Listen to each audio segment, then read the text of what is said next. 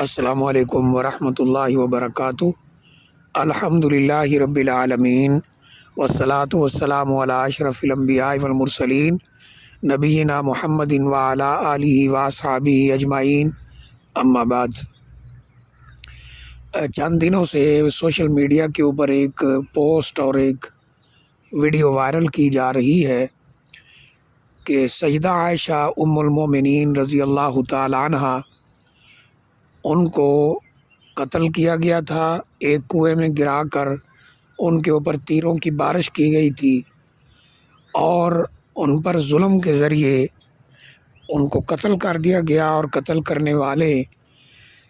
لوگ جو ہیں سیدنا امیر معاویہ رضی اللہ تعالیٰ عنہ کی فوج کے لوگ تھے،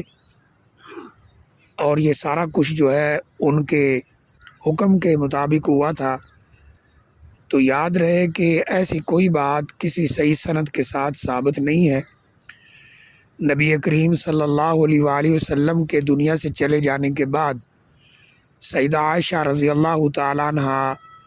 ایک لمبا عرصہ زندہ رہیں، اور ان کی جو موت ہے وہ تبھی موت ہوئی ہے جیسا کہ بعض احادیث کے اندر موجود ہے۔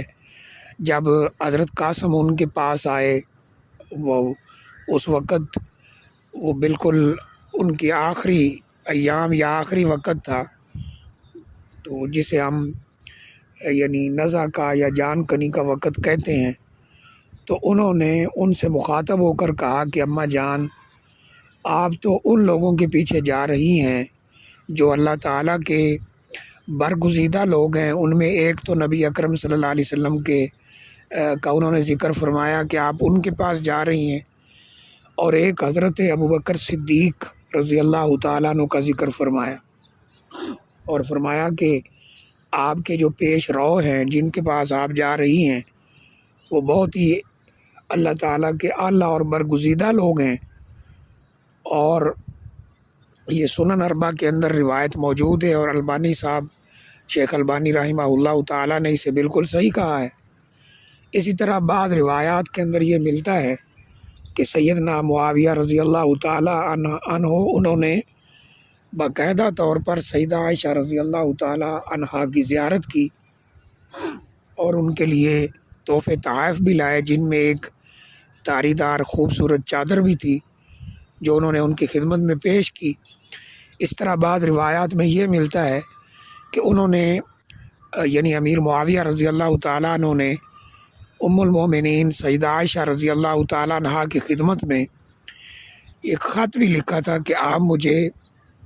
کوئی نصیحت کریں۔ تو انہوں نے جواباً یہ نصیحت کی کہ اگر آپ اللہ تعالیٰ کی رضا کے لیے کوشش کریں اور اس میں لوگ ناراض بھی ہو جائیں تو اللہ تعالیٰ لوگوں سے کافی ہو جائے گا، یعنی اللہ خوش ہوگا اور لوگوں کو بھی خوش کر دے گا۔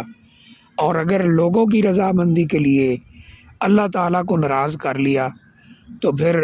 اللہ بھی ناراض ہو جائے گا اور لوگ بھی ناراض رہیں گے۔ اس طرح یعنی خط و کتابت بھی ان کے درمیان چلتی رہی، اور آپس میں انتہائی اچھا اور بہترین تعلق تھا، اور وہ تبھی موت اس دنیا سے رخصت ہوئی ہیں۔ یہ جو داستان بنائی گئی ہے سیدنا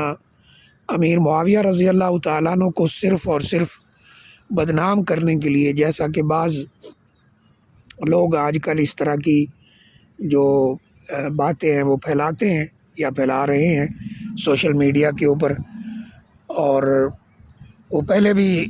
ایسے لوگ آئے دنیا میں اور ناکام ہو گئے، انشاءاللہ یہ بھی ناکام ہوں گے۔ بہرحال ام المومنین سیدہ عائشہ رضی اللہ تعالیٰ عنہ کی موت تبھی ہے، اور